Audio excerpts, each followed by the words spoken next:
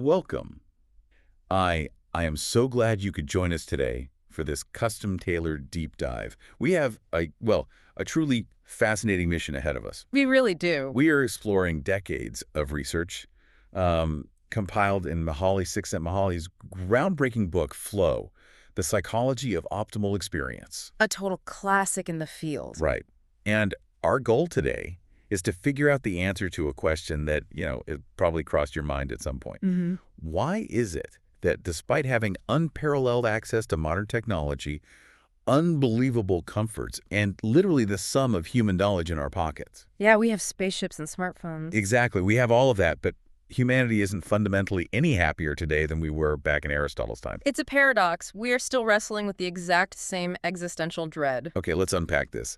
The core problem we are looking at is that we've spent our entire lives looking for happiness in external rewards. Money, status, the right car. The right house, exactly, instead of looking at our internal experience. And that pursuit of external rewards is, it's ultimately a trap. A huge trap. The central thesis of this research is that happiness is not something that just happens to you. It's certainly not something that can be bought with a paycheck. Or commanded by power. Right. It's a condition that you must privately cultivate and defend. You achieve it by taking direct control over the contents of your own consciousness. Which sounds intense, but it makes sense. It does. What's fascinating here is the introduction of a concept called flow. Right, flow. Flow is that state of optimal experience where your body or your mind is stretched to its absolute limits in a voluntary effort to accomplish something difficult and worthwhile. It's that feeling of being so totally immersed in an activity that the rest of the world just sort of fades away. Exactly. Time distorts and you're just entirely in the zone. I think we have all felt glimpses of that. But to really understand how we get to that state consistently, the source material suggests we first have to understand the physical limits of the mind. The biological hardware, basically. Right. I was looking through the data, and there is this mind-blowing metric about the human nervous system. The bit budget. The bit budget. It is incredibly powerful, but it has a hard biological limit. It can only process about 126 bits of information per second. Which doesn't sound like much. It really doesn't.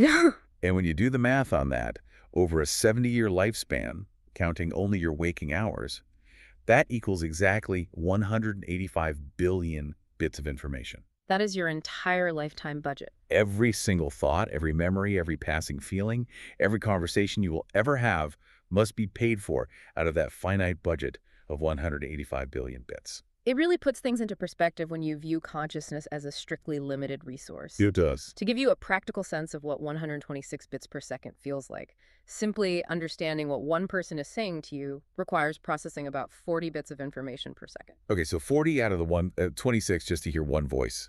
Right, so if 3 people try to talk to you at the exact same time, You're at 120. you are maxed out. You won't even have the leftover processing power to notice what clothes they're wearing or the subtle expressions on their faces. Which completely explains why we all intuitively turn down the car radio when we are driving around looking for a specific address. Yes. We are literally trying to free up processing bits so we can see the house numbers. That is the perfect real-world example. Your brain is aggressively rationing its processing power. And when we lose control of how that power is rationed, we experience something psychologists call psychic entropy. Entropy being disorder. Essentially, yes, entropy is disorder. Psychic entropy happens when incoming information conflicts with your goals, and it just drains your psychic energy. I saw a great example in the research about a factory worker named Julio who was experiencing exactly this. Oh, Julio's story is incredibly relatable. What exactly happened to him to cause this entropy? Because it wasn't a work issue, right? No, not at all. He is on the assembly line, and one morning he is completely distracted and irritable. He's snapping at his coworkers. His work is suffering. But the catalyst wasn't even happening at the factory. What was it? A few days prior, he noticed a flat tire on his car. A flat tire. Just a flat tire.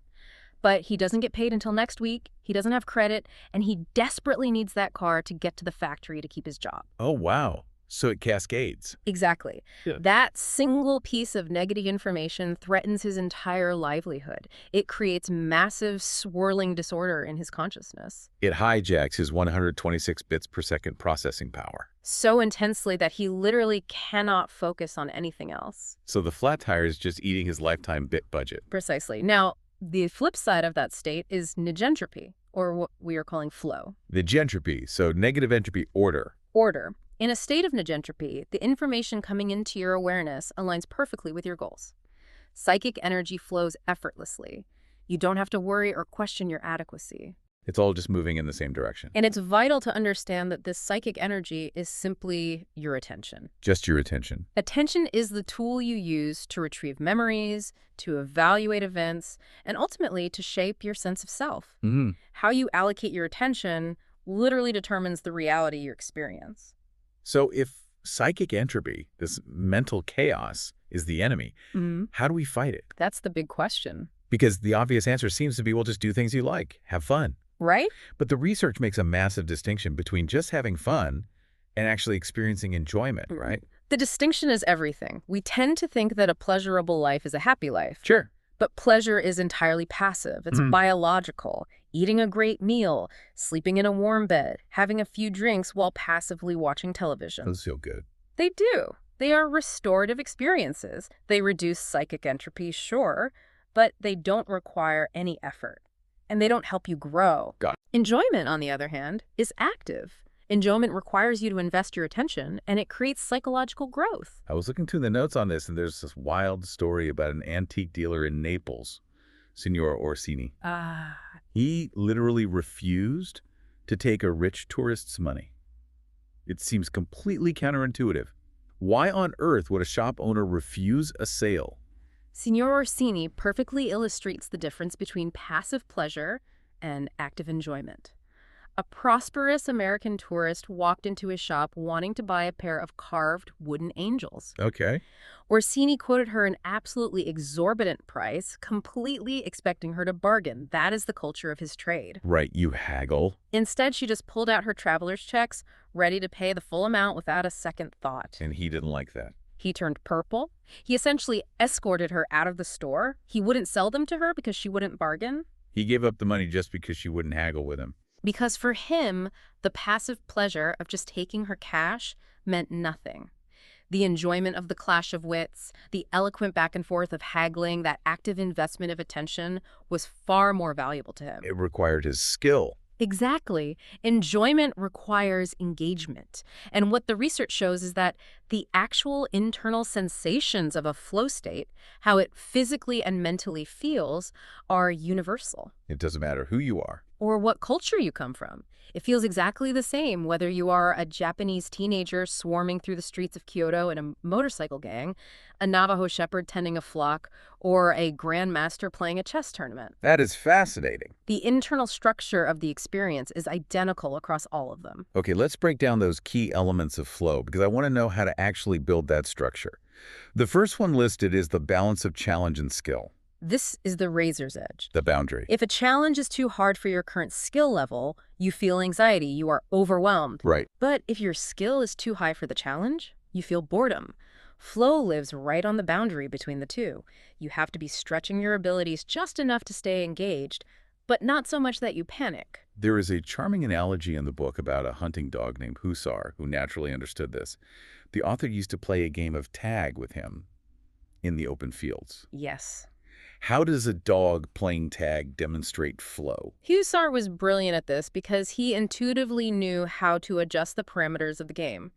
If his human was tired and moving slowly, Hussar would run in very tight circles, making it relatively easy for him to be caught. The challenge was lowered to match the skill. Exactly. But if the human was full of energy and running hard, Hussar would run in massive, wide circles, forcing the human to sprint.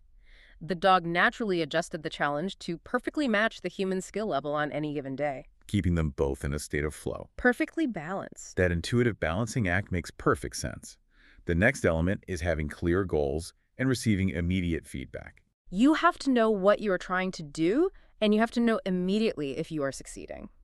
The researchers found a beautiful example of this when they interviewed a group of elderly, blind women in Italy.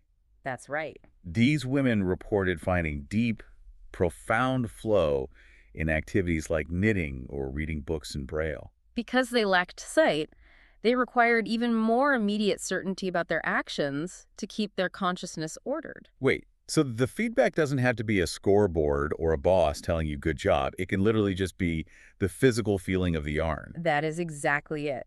The undeniable tactile feedback of the yarn forming a pattern, or the raised dots under their fingers, provided a perfect immediate feedback loop They knew instantly, stitch by stitch. if they were succeeding. And that keeps the mind anchored. And then there's the paradox of control. This one always trips people up. It does sound contradictory. You look at rock climbers scaling a sheer cliff face with no ropes, and you think, that person has a death wish. But the research shows they don't enjoy the danger itself. They don't. What they enjoy is the feeling of exercising control over objective dangers. In normal life, you can't control if you get laid off. Or if the stock market crashes. The world is chaotic. But on the side of a mountain, if you have the discipline and the skill, you can control the outcome. You are perfectly in charge of your own survival, and that hyper-focused control is deeply rewarding. Which leads right into the final element. Yeah. The loss of self-consciousness. The fading of the ego. When you are dedicating all 126 bits per second of your processing capacity to the rock face or the chessboard or the knitting needles, there's simply no processing power left over to worry about your ego. You don't have the bandwidth to wonder if you look silly or if people like you. The self slips completely out of awareness. Which frees up an immense amount of processing power. And paradoxically, when the flow experience is over and your self-awareness returns, yourself has actually become stronger and more complex because of the skills you just mastered. Here's where it gets really interesting. You don't need to be an Olympian or an extreme sports athlete to find flow. You can actually hack your boring, everyday routines to create this experience. You absolutely can. Going back to the factory, there was another assembly line worker named Rico. Rico's situation is a masterclass in this. His job sounds completely mind-numbing, but he somehow found a way to enjoy it more than his time off. How did he pull that off? His job was to complete a specific task on a unit that passes his station. The quota said it should take 43 seconds per unit, and he did this almost 600 times a day. Most of us would be bored to tears. But Rico treated his assembly line like an Olympic event. He secretly trained himself, analyzing every single movement of his tools and his hands to get his average time down to 28 seconds. Nobody asked him to do this. He wasn't doing it for promotion. He did it purely to gamify his own existence. He created his own challenges, his own goals, and his own feedback loop, and he achieved mastery over the mundane. There is another brilliant example of this kind of mental hacking involving a German experimental physicist, Heinz Meyer-Leibniz. Yes, the academic conferences.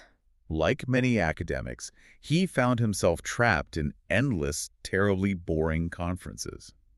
He invented a secret game just to survive the lectures, right? He did. He figured out a way to tap his fingers, thumb, third finger, index, fourth finger, and so on, in a specific non-repeating pattern that resulted in exactly 888 taps. 888. It was so automated that it required just enough attention to keep him from being bored, but left enough processing power free to listen if the speaker actually said something interesting. That's incredible. He even used this physical flow state as a metronome. He knew exactly how long the 888 taps took, so he could measure exactly how long his own internal trains of thought took to solve a physics problem while sitting in a lecture. That is next-level mental hacking. To use your own fingers as a stopwatch for your thoughts. It's pure flow. And there is hard science backing up why these kinds of active engagements work so much better than passive leisure. The data is very clear on this. Researchers used the experience sampling method, or ESM. They gave people pagers and paged them at random times throughout the week to see how they were feeling and what they were doing. And what did they find? The results consistently show that people are actually the least happy when they are passively consuming high-resource leisure activities, things like driving a powerboat or watching television. So the things we spend all our money and weekends trying to do are actually making us the least happy. Statistically, yes. They were the most happy when investing their own psychic energy into low-resource active pursuits, talking with friends, gardening, engaging in a hobby. Using their attention. You can turn a simple walk down the street into a masterpiece of flow, provided you set goals for your route, challenge yourself on your walking efficiency, and actively observe your surroundings. It is all about how you deploy your attention. We've talked about how we can hack our own individual lives, but how do our surroundings, Our families, our cultures, impact our ability to find flow. They play a massive role. I saw a note about the Shuswap Indians of British Columbia, and it seems like entire cultures can be designed around this concept. We can call this systemic flow. The Shuswap Indians lived in an incredibly rich, plentiful environment. Salmon, game, edible roots, they had everything they needed. Sounds ideal. But their elders recognized a profound psychological danger. When life becomes too predictable and too easy, the challenge disappears. And without challenge, life loses its meaning. So what do? The elders instituted an incredible cultural rule. Every 25 to 30 years, they would force the entire village to pack up and move to a completely new, unfamiliar territory. They intentionally made their lives harder. They intentionally disrupted their own comfort to ensure they could still experience flow. They needed new streams to figure out, new game trails to learn. They knew that a life without challenge is a life without growth. That is a society that truly understands human psychology. And we see this on a micro level within families, too. Yes, the autotelic family. The research identifies the autotelic family. Autotelic just means doing something for its own sake. The sources say families that naturally produce children who are capable of finding flow share 5 specific traits. Let's walk through those. Sure. The first is clarity. Clarity means the kids know exactly what is expected of them. The rules and the consequences are not ambiguous. They aren't wasting processing power trying to guess what mood their parents are in. That makes perfect sense. The second one is centering. How is that different from just paying attention to your kids? Centering is about the present moment. Parents care about what the child is doing right now rather than constantly stressing about what college they will get into or what their future career will be. The child feels valued for who they are today. Okay. Third is choice. Children have options, even the option to break a rule, as long as they accept the consequences. They feel a sense of autonomy over their own lives. Fourth is commitment. This is an underlying trust that lets the child drop their psychological defenses. They don't have to guard their ego constantly so they can get totally absorbed in their interests. And finally, challenge. Parents actively provide increasingly complex opportunities for the kids to stretch their skills. When all 5 of these traits are present, a child doesn't have to waste their finite psychic energy constantly defending their ego or negotiating boundaries. They can pour all their attention into growth. That is a powerful blueprint for raising kids. Yeah. But the sources also point out that the ultimate test of an autotelic personality, someone who is internally driven, isn't just a happy childhood. No, it's not. It is the ability to survive extreme, unthinkable hardship. Adversity is the ultimate crucible for flow. There is the harrowing story of Tolis Tibor, a poet who was locked in a Hungarian solitary confinement cell during a highly repressive regime. Complete isolation. He was completely stripped of his freedom, his dignity, and his external world. To maintain his sanity, to literally create flow in a sensory void, he and his fellow inmates devised a poetry translation contest. Even though they were in solitary. They communicated by tapping through the walls. But they had no paper, no pens. How do you translate poetry with nothing? Tibor took a bar of soap, coated the soles of his shoes with a thin film of it, and used a toothpick to card his translation of Walt Whitman's "O Captain, My Captain" into the soap. He would memorize a stanza, wipe the shoe clean, coat it again, and translate the next. He forced order into his consciousness when the outside world was providing nothing but chaos. That is unbelievable. To focus on Walt Whitman while starving in a cell. It is the epitome of what researchers call non-self-conscious individualism. Survivors of extreme adversity share this trait. They don't turn their attention inward to panic about their own ego or their physical preservation, which only creates overwhelming psychic entropy. They direct it outward. Instead, they focus their psychic energy completely on the external world. They find minute challenges, translating a poem on a shoe, memorizing the dimensions of their cell, playing imaginary games of golf in their heads, and they pour their attention into overcoming those tiny obstacles. They maintain sovereignty over their consciousness when everything else has been taken away. So what does this all mean for you listening right now? It means that the universe is entirely indifferent to your happiness. And modern society is actively designed to exploit your biological desires so you will buy more things and passively consume more content. True freedom and true happiness will never come from a perfectly curated external life. It only comes from claiming absolute sovereignty over your own 126 bits per second processing capacity. Yeah. It is about deciding where your attention goes, rather than letting the world steal it from you. If we connect this to the bigger picture, you possess the power to transform any mundane moment of your day into a psychological masterpiece. A moment. Waiting for a bus, filling out a tedious spreadsheet at work, or having a casual conversation. You can elevate all of these by simply establishing clear goals, focusing your attention entirely on the present moment, and pushing your skills just a little bit further than you did yesterday. You can choose to find the flow. But there is a final lingering question I want you to explore on your own. Yes. We've talked extensively today about flow as the ultimate key to a happy, complex, and fulfilling life. But the source material contains a very clear warning. Flow itself is morally neutral. It is simply a state of highly focused energy. Wait, I never thought about flow being morally neutral. It feels like such a positive, life-affirming thing. How can it be dangerous? Because the intense focus of flow can be applied to anything. The Marquis de Sade found his flow in cruelty.